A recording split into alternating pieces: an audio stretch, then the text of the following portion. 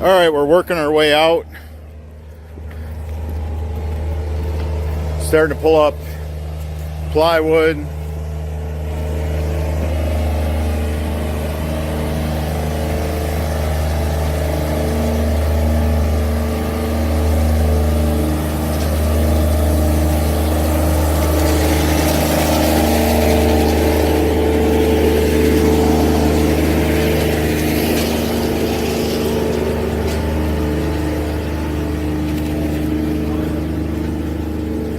So we throw grass seed down and then we just lay straw over it.